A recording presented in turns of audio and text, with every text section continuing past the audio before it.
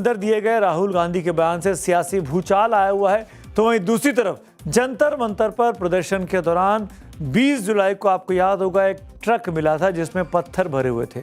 उसकी पूरी inside story अब सामने आ गई है। दरअसल 16 जुलाई को पत्थरों से भरे ट्रक और एक इको कार के बीच कनॉट प्लेस इलाके में सुबह सुबह जोरदार टक्कर हुई थी। इस हादसे में 6 लोग घायल भी हुए थे। हादसे के तुरंत बाद दिल्ली पुलिस ने ट्रक और उस इको कार को सीज कर लिया था। इसके बाद इन्हें जंतर मंतर के पास खड़ा कर दिया गया। अब सवाल यह है कि ट्रक और कार को आखिर जंतर मंतर के पास ही क्यों खड़ा किया गया, जहां पर कॉकरोच जनता पार्टी का उस वक्त प्रदर्शन चल रहा था। इस पर पुलिस का कहना है कि जब थाने के अंदर जगह की कमी होती है तो बड़े वाहनों को आसपास कहीं सुरक्षित जगह पर खड़ा कर दिया जाता है। लेकिन सवाल यह है कि जब पुलिस को पता था कि 20 जुलाई को संसद चलो मार्च का ऐलान सीजेपी कर चुकी है, तो फिर वाहनों को जंतर मंतर के पास ही क्यों खड़ा किया गया, जहां पर जेन-ज़ी की भीड़ इकट्ठा हो रही थी। इस पर पुलिस ने सफाई देते हुए कहा कि 20 जुलाई की सुबह सुबह उस डंपर को जिस पर पत्थर लदे हुए थे वहां से हटाकर दूसरी जगह शिफ्ट कर दिया गया था। लेकिन इसके पहले ही डंपर का ये वीडियो बनाकर इसे साजिश का एंगल देकर पोस्ट कर दिया गया। हालांकि इस पर हमने दिल्ली पुलिस के कैमरे पर बात करने की कोशिश की, लेकिन दिल्ली पुलिस का कोई भी वरिष्ठ अधिकारी कैमरे के सामने पूरी घटना पर बोलने को तैयार नहीं है। पुलिस का ये कहना है कि 16 जुलाई को एक एक्सीडेंट हुआ था जिसमें इस इको वैन और इस ट्रक के बीच में टक्कर हुई थी, जिसमें 6 लोग घायल हुए थे। जिसके बाद पुलिस ने दोनों गाड़ियों को जब्त किया था और जब्त करने के बाद चूंकि अगर हम बात करें तो जो थाना है पार्लियामेंट स्टेट थाना, नियम ये कहता है कि थाने के कस्टडी में ही जब्त की गई गाड़ियों को रखा जाता है। और चूंकि थाने के अंदर जगह न होने की वजह से इस गाड़ी को थाने के पास ही जो है वो खड़ा किया गया। और राहुल गांधी ने जो प्रेस कॉन्फ्रेंस की कुछ ही देर पहले, उसका जवाब में अब बीजेपी की प्रेस कॉन्फ्रेंस संबित पात्रा कर रहे हैं। आइए सुन लेते हैं। जाना चाहिए था। राहुल गांधी जी के बर्ताव के कारण सदन के अंदर संपन्न नहीं हो पाया और इसलिए देर रात तक सदन के बाहर मीडिया से रूबरू होकर आप लोगों से बातचीत करनी पड़ रही है। इतने देर में भी आप लोग आए, उसके लिए धन्यवाद। आज 6 बजे राहुल गांधी जी ने फिर से एक प्रेस कॉन्फ्रेंस बुलाया और उसमें फिर से तथ्यों को भटकाने की कोशिश की। नंबर 1, उन्होंने आक्षेप लगाया कि I was not allowed to speak, मुझे बोलने का मौका नहीं दिया गया। मैंने बार बार कहा है, जब 45 लोगों को बोलने का मौका दिया गया तो राहुल गांधी को बोलने का मौका क्यों नहीं दिया जाएगा।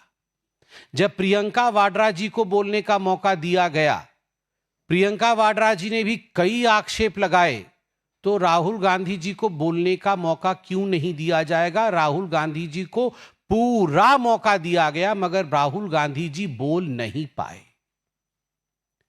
राहुल गांधी जी ने यह आरोप लगाए कि किरण रिजिजू जी ने और राजनाथ जी ने उनके बीच में बोला, उन्हें मौका मिला मगर राहुल जी को मौका नहीं मिला। पहली बात, किरण रिजिजू जी ने खड़े होकर 2 या 3 बार जो आपत्ति जताई वो वाजिब आपत्ति थी और वह आपत्ति एक अनपार्लियामेंट्री शब्द इडियट को लेकर था, जो कि कानूनन रूल्स के हिसाब से आप सदन के पटल पे जिस शब्द का प्रयोग नहीं कर सकते हैं उसको पार्लियामेंट्री अफेयर्स मिनिस्टर के नाते उन्होंने खड़े होकर उसकी स्पष्टीकरण दी। मगर किरण रिजिजू जी की अंगिमा भंगिमा, उनकी भाषा में शालीनता, विनम्रता और बहुत ठंडक थी। गुस्से में नहीं, बहुत शांत स्वभाव में किरण जी ने कहा कि हम आपको सुनना चाहते हैं, यह एक शब्द इडियट आप नहीं कहे क्योंकि पार्लियामेंट रूल के हिसाब से चलता है। रक्षा मंत्री आदरणीय राजनाथ सिंह जी ने खड़े होकर एक ही अपील की। उन्होंने कहा, राहुल जी आप बोलिए, और मैं हमारे सदस्यों से, ट्रेजरी बेंच के सदस्यों से ये अपील करता हूं कि सब राहुल गांधी जी को ध्यान से सुने। इससे बड़ा लोकतांत्रिक परंपरा क्या हो सकता है, जहां सदन के उपनेता रक्षा मंत्री स्वयं खड़े होकर व्यवस्था की चिंता कर रहे हैं और राहुल गांधी जी को ध्यान से सुना जाए उसके विषय में कह रहे हैं। तो राहुल गांधी जी का यह आरोप बिल्कुल गलत है कि उन्हें बोलने नहीं दिया गया। राहुल गांधी जी ने कहा कि मैं बीजेपी या आरएसएस या बीजेपी से जुड़े किसी व्यक्ति से कभी माफी नहीं मांगता हूं और नहीं मांगूंगा। अभी तो कुछ दिन पहले ही कोर्ट में शिवराज सिंह चौहान जी से माफी मांगा था, लिखित में माफी मांगा था कि मुझे प्लीज माफ कर दीजिए। और मुझे याद है चौकीदार चोर है जो उन्होंने कहा था, सुप्रीम कोर्ट ने उनसे हलफनामे में एफिडेविट पर माफी मंगवाई थी, एफिडेविट हस्ताक्षर करके राहुल गांधी जी ने माफी मांगा था। तो राहुल गांधी जी आप यहां माफी नहीं मांगते हैं माइक के सामने, मगर कोर्ट में जाके एफिडेविट देके आप माफी मांगते हैं। यह आपका कैरेक्टर है, यह हम भी जानते हैं कि आप माफी मांगते हैं, कोर्ट में मांगते हैं। गोल पोस्ट चेंज करना कोई राहुल गांधी जी से सीखे। दोबारा जाके मैंने सुना राहुल गांधी जी ने आज सदन में क्या कहा था। उन्होंने कहा सदन में कि स्टूडेंट्स वर शॉट एट, उनके ऊपर शूटिंग हुई, गोली चलाई गई और इसका ऑर्डर गृह मंत्री जी ने दिया। भारतीय जनता पार्टी के तमाम नेताओं ने, इंक्लूडिंग आज माननीय जितेंद्र सिंह जी ने, जो कि रिप्लाई दे रहे थे सदन के पटल पर, पीयूष गोयल जी ने, किरण रिजिजू जी ने, और थोड़ी देर पहले से आधिकारिक रूप से भारतीय जनता पार्टी ने प्रेस कॉन्फ्रेंस करके यह स्पष्ट कर दिया कि गोली नहीं चली है, कोई फायरिंग नहीं हुई है। यह बिल्कुल स्पष्ट कर दिया गया है। कोई कारतूस हो तो आप दिखाइए, कोई बैलिस्टिक जांच रिपोर्ट आपके पास है तो आप दिखाइए। तो गोल पोस्ट चेंज कर दिया गया। तो ये जो गोल पोस्ट चेंज करने की आदत है, यह राहुल गांधी जी की पुरानी आदत है। और मैं एक बात फिर से, आई एम रीआइटरेटिंग, मैं फिर से उसे दोहरा रहा हूं कि जिस समय एक भीड़ होती है, एक प्रोटेस्ट होता है, उस समय लोकल एसडीएम जो वहां मौजूद होता है, सब डिविजनल मजिस्ट्रेट, उसके हाथ में यह क्षमता होती है कि तत्क्षणात क्या एक्शन लेना है। अगर परिस्थिति हाथ से बाहर जा रही है तो कितने फोर्स या कितने बल का प्रयोग करना है, इसका निर्णय वो एसडीएम वहीं के वहीं लेगा। तो राहुल गांधी जी ने जो कहा कि दिल्ली पुलिस गृह मंत्रालय के अंतर्गत आती है, उसका अर्थ यह नहीं है कि गृह मंत्री जी एक एक जगह पर जहां भीड़ इकट्ठी हुई है वहां पर वो ऑर्डर दे रहे हैं। आज राहुल गांधी जी ने अपने अभी के प्रेस वार्ता में कहा कि मैंने देखा अपने आंखों से सदन के अंदर कि गृह मंत्री जी पुलिस वालों से लगातार फोन पे बात कर रहे थे, जितेंद्र सिंह जी से लगातार फोन पे बात कर रहे थे। कैसे देखा? आप गृह मंत्री जी के कार्यालय के अंदर बैठे थे क्या? ये राहुल गांधी जी की आदत है। आप याद करिए, मनोहर पर्रिकर जी से लेकर सुषमा स्वराज जी के लिए किस प्रकार राहुल गांधी जी ने झूठ बोला था कि राफेल को लेकर मनोहर पर्रिकर जी ने मुझे ऐसा कहा था, किसी विषय को लेकर मुझे सुषमा स्वराज जी ने ऐसा कहा था। बाद में मालूम पड़ा कि सारी बातें झूठी थी और आज कह रहे हैं कि मैंने देखा गृह मंत्री जी बात कर रहे हैं पुलिस से। कहां देखा? सदन में सीसीटीवी कैमरे लगे हुए हैं, आप बता दीजिए कहां देखा कि गृह मंत्री जी पुलिस वालों से बात कर रहे थे और कौन से पुलिस वालों से बात कर रहे थे फोन पे लगातार? आपने कहां देखा? और जैसे मैंने कहा, एसडीएम सब डिविजनल मजिस्ट्रेट और उससे ऊपर डिविजनल मजिस्ट्रेट, यह निर्णय उस स्थान का वहीं लिया जाता है। यह पूरे भारतवर्ष, केवल दिल्ली का नहीं, पूरे भारतवर्ष का प्रोविजन है। आज जो ऑपोजिशन की गारंटी कह के उन्होंने एक आह्वान किया है कि हम बच्चों को जस्टिस देंगे, न्याय देंगे। देखिए, बड़े स्पष्ट शब्दों से भारतीय जनता पार्टी के प्रवक्ता के नाते मैं कहना चाहता हूं कि हो क्या रहा है यहां। दो पक्ष हैं, पॉलिटिकल पक्ष की बात कर रहा हूं। एक पक्ष पॉलिटिकल गेन चाहता है। राहुल गांधी क्रेडिट चोरी चाहते हैं कि अच्छा, ये सीजेपी के लोग आए, ये जेनजी के हमारे साथी आए, उन्होंने आंदोलन कर लिया, ये हम कैसे पीछे छूट गए, ये काम तो ऑपोजिशन के नाते हमारा होना चाहिए था, चलो क्रेडिट चोरी करो। चलो, उन्होंने तो अपना आंदोलन समाप्त कर लिया, वो तो उठ गए, प्रोटेस्ट समाप्त हो गया, एक समझौता हुआ, हमारे नेता उनके नेता बैठे और समझौता हो गया। हमारा क्या होगा? हम पॉलिटिकल और राजनीतिक फायदा कैसे लेंगे?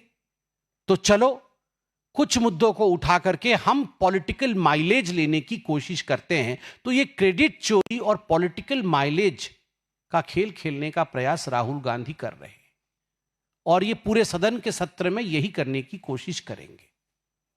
और अंततोगत्वा मैं आज आपको स्पष्ट रूप से भारतीय जनता पार्टी का राहुल गांधी जी को लेकर और राहुल गांधी के सदन में दिए हुए वक्तव्य को लेकर जो मत है, उसकी स्पष्टता रखता हूं, और वह है माफी मांगो राहुल गांधी। माफी मांगो राहुल गांधी। माफी इसलिए मांगो क्योंकि आपने भ्रम फैलाया।